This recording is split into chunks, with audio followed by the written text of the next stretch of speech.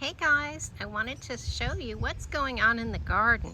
We have had a lot of heat and some torrential rain, and it has made the garden explode. So I wanted to show you what's going on. And first of all, I can't believe that I still have pansies. These are the pansies my friend gave me. It was from the tear out in that commercial space. But they're still going strong, and I put them here thinking they'll die back. They'll mulch themselves down and just feed these plants. But this is the bed that I created last year out of, it's just some plastic from a compost bin that I cut in half, and I loaded it with my own compost, and it has been the most fertile bed I have. The other reason I think that this bed might be doing so well, and I'll tell you in just a sec what I've got planted there, is the reason I think it might be doing well is that this is a low point in my garden and all the water runs down here, and I think that this bed draws moisture from this wet corner, so I really don't have to water it much. But in here I have planted, other than the pansies, I've planted some spaghetti squash, and I can't believe how big the plants are already. They are just enormous for this time of year, which is fine with me. And I think I planted 3, which is probably overkill. I've actually never grown spaghetti squash before, and I have a feeling it's gonna do amazing.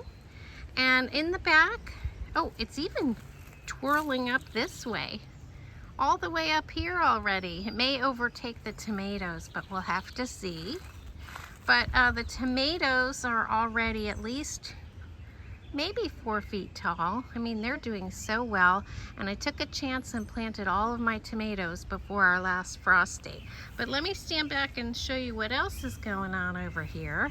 All of the irises stopped blooming, and I chopped back the stalks, but the leaves always look so nice. They stay up most of the year.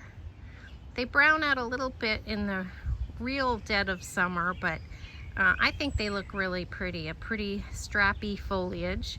And my 2 new pots this spring that I planted up with some sedum are doing fantastic.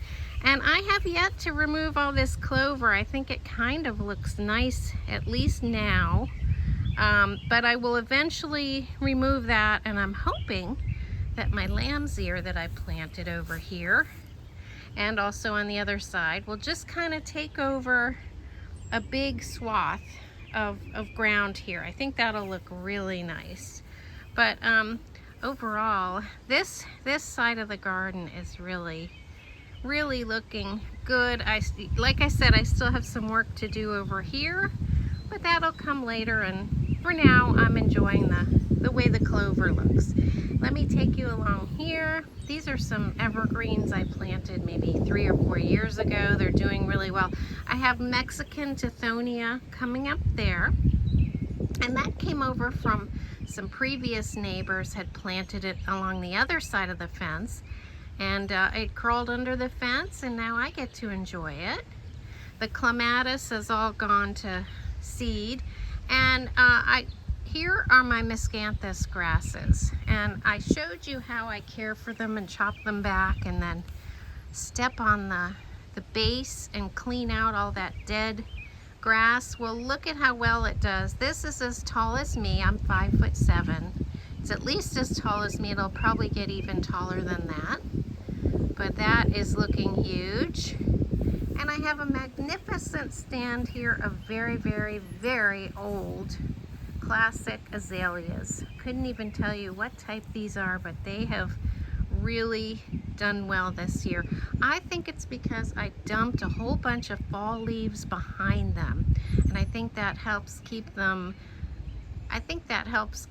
mulched and moist, and it also feeds them as it breaks down. This is an area that changed a lot last week. We had to take an enormous tree out, and it was a tulip poplar, and there was really nothing wrong with it, except it's right next to my neighbor's house, and it's right next to our house, and we've lived with it for 30 years, but some enormous branches were starting to fall. And that's only because a tulip poplar is a weak wood tree. It's not a hardwood, and once you get some of those big branches falling off, it really starts to be dangerous. And I was out at my grill and I saw a huge branch fall, and I thought, this is really too close for comfort. So we made the decision to remove the tree, and now this area has transformed from a shady garden to a sunny garden. So let me tell you what I did with this big gap.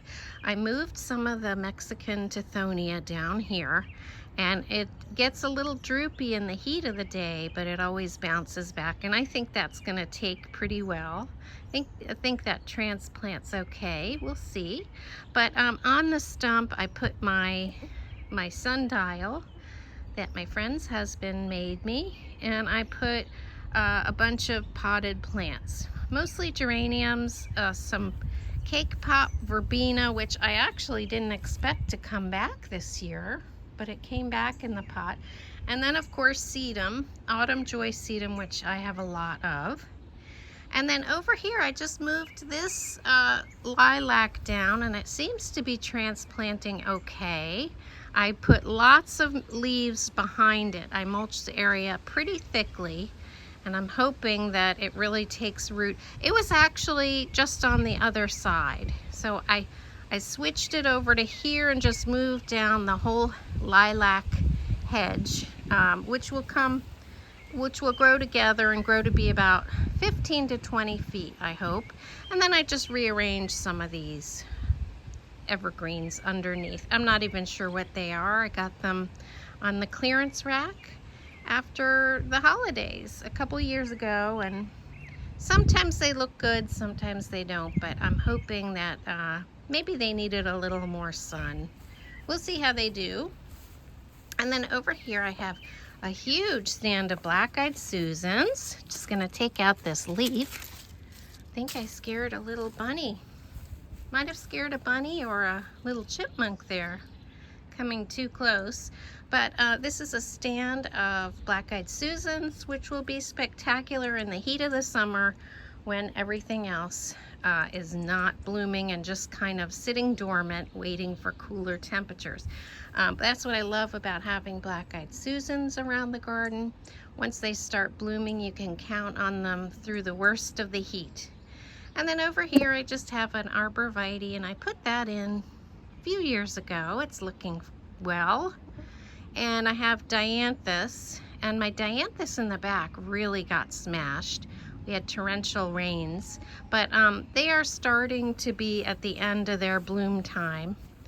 And I do have a few of the varieties still looking good, but once they get tall and rained on heavily a few times, and then they're at the end of their life cycle, they do start to look ratty. But I leave them there until they drop their seed, so that in 2 years I'll have another stand of blooms. So this is actually now a long sunny border, guys. And that is a late blooming azalea that's been there as long as I've had this house, which is 30 years. So this is what this border is gonna look like now.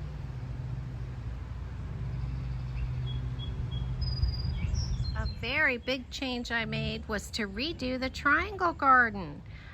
Previously, in the last 3 years or so, this has been a zinnia patch, and it looked gorgeous, but this year something kept eating my zinnias. So I'm not sure what kind of bug it was, but with several attempts, I just gave up and decided I wanted a more tailored look.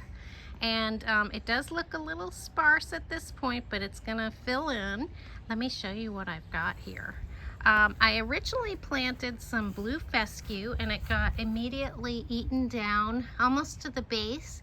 It was given a crew cut, and I'm pretty sure that I can blame our little baby bunnies for that. So I'm gonna move that to a pot, but I had them in 3 spots, back here and over here as well, and I've already removed those 2 and replaced them with my silver Dusty Miller, and they prefer full sun anyway, and I had them in a spot that was a little too shady. So Those two got transplanted in where originally I had planned blue fescue, and I really like how they look.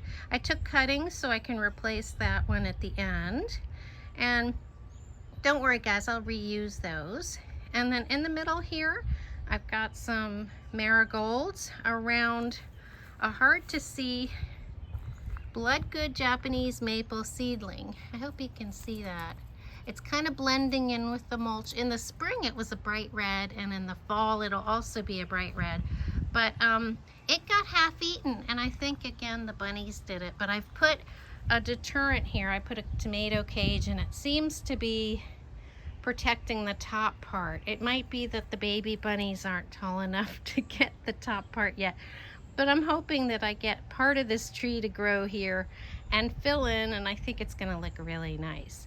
But around the bottom, this was in the pot it was in, is some blue mondo grass, and I absolutely love this type of ground cover. It's a dwarf variety, and it grows very thick, and it's just gorgeous. It's carefree, and I just popped the tree and the mondo grass just right as it was into the ground, and that will spread outwards. That'll look really nice.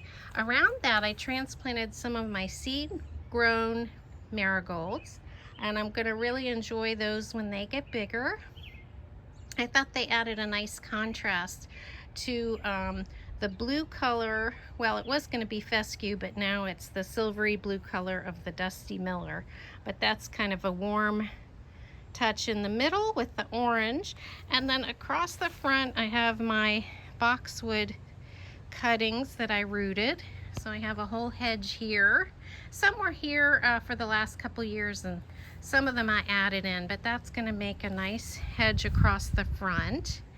And I'm going to point out my stone crop. I used to have that all throughout the pathway, and I decided that I had to keep chopping it back so much. It was so vigorous. It was taking over my path, taking over my garden beds, and I decided to remove almost all of it. And I'm pretty sure I'm going to remove that bit as soon as I find something that I want to plant in its place. But I think it's looking much more tailored and a lot neater.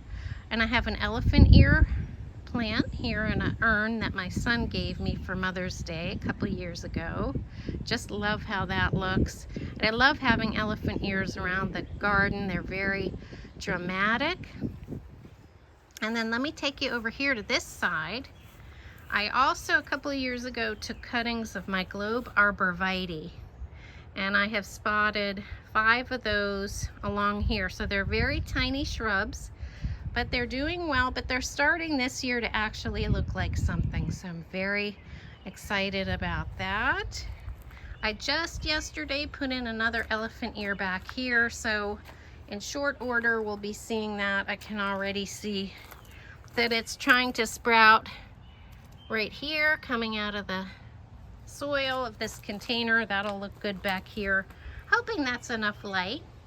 And then back here is a gorgeous hydrangea which has not bloomed in a couple of years. And I don't know if it's due to the weather, but last year put a lot of compost on it and broken down leaves. And it was also a very mild spring. So I don't know whether it was a combination of the two, but it's doing much better. And over here I have 2 little chrysanthemum cuttings. I apologize for the air conditioner, but it's a hot day. And then we have an encore azalea here. This was a plant my friend had given up on in her garden, but it seems to like mine. And then at the end here, I did a huge chop back on my forsythia. And I'm gonna like the shape of this shrub now so much better. All of this new growth is coming from the middle, and it's coming straight up, and it's gonna be a really lovely shrub. So I'm very happy I did that, although it looks puny now. It's gonna be a shape I'm much happier with. So I think things over here are looking much neater, and I'm really happy I made the changes. And I look forward to showing you the progress, because it looks quite sparse now, but I think I'm going to be really happy with how neat and tidy the triangle garden looks. And of course I spread mulch all over the place. So that always helps the garden look nice. I added a little heuchera here. I had previously had a boxwood that wasn't thriving. I refreshed the soil and added that heuchera, and I really like how it looks. I like that the shade of the leaves is the same color as the top of the pot. I just think that really came out well. Sometimes you do a project and you're extra pleased with it, and I'm really loving how that plant choice looks in that pot. And I put lots of nice new soil in there, so hopefully it'll do well in there. And then I have a wonderful seedling here, Japanese maple, which I rotated because it really only gets sun from this side. So every year I rotate it so it'll grow straight, but it has put on a lot of growth in this pot. And I think I really need to ramp up some fertilizer in that for that tree, or find a place to plant it. But I really like that this set of pots is looking so refreshed. And then back here I had some autumn joy sedum, but it turned out the soil was really heavy and moist, and I decided to take it out and put in some heuchera in here. And so I'm not sure what variety this is, but it's a beautiful, beautiful purple, and it seems to love this nice moist soil and this shady spot. So I think that's a much better selection for that particular pot. And I'm really excited to be adding a lot of heucheras to the landscape. I'm coming up here to the top of our hill. I have some more heucheras here in a galvanized metal tub. And those are supposed to be yellow. Those are a little bit pale right now, but it looks like they all took. Those were little cuttings that I made from an older heuchera.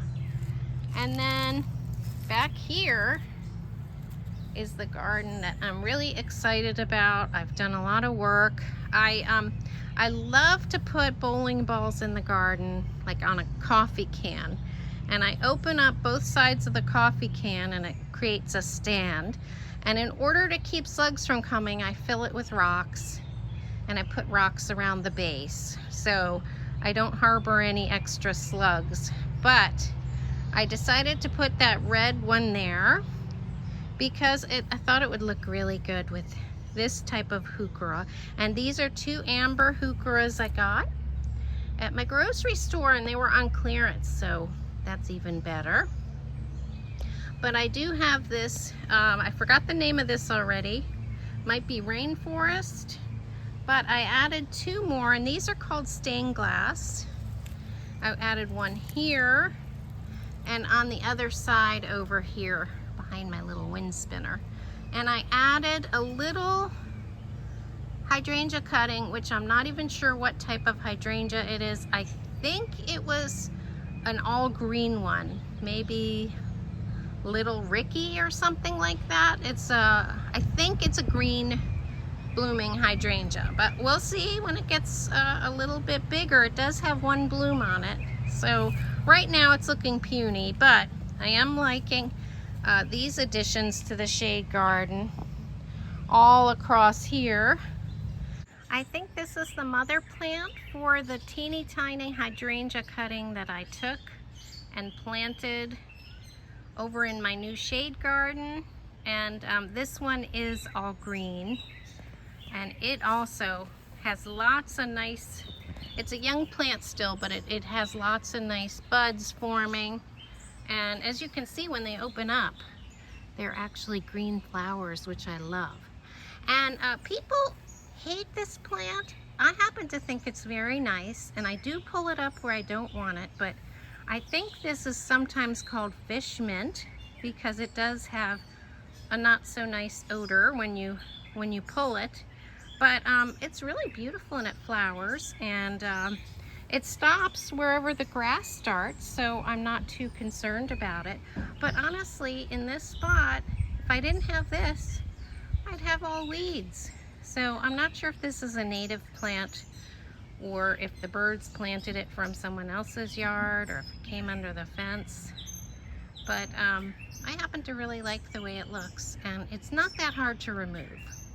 but I have heard people lament that it's a little bit too vigorous. But I think it looks really pretty with all the flowers all over it. I've got a healthy crop of poison ivy coming under the fence here. And I've already removed some, but it's risky business, guys. But in case you don't know what poison ivy looks like, here's a really good example. It's kind of shiny, three-leaved, it's viney, but it will get you. So I have to gear up and come out here and chop this down. When I came over here to look at the poison ivy, I realized this is a very pretty perspective of my pink garden. I usually see it facing from the front, and I really like how it looks from this direction.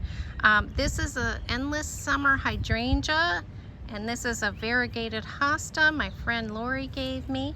And this spring I had added in some bleeding hearts and a hellebore. That was also a gift from my friend Lori. That one is in front. But I think that looks really beautiful. And the bleeding heart foliage will die back once it gets really hot, but it will appear next year. It's a perennial. If all goes well, it'll come back. And then I'm loving where I have placed my guacamole hostas, and those I moved from another spot where they were getting weed whacked. And I think they were getting too much sun, but they really seem to like it here. So I'm really liking the changes I made this spring to the pink garden.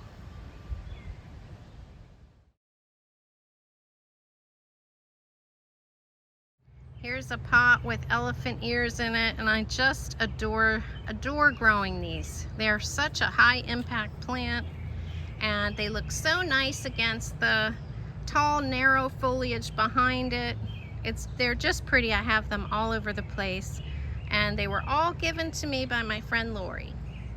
And our little shrub rose bushes responded from the cutback on my big burning bush by putting out a whole flush of blooms. I think they're really enjoying getting more sun. So I was really happy to see that happen this week.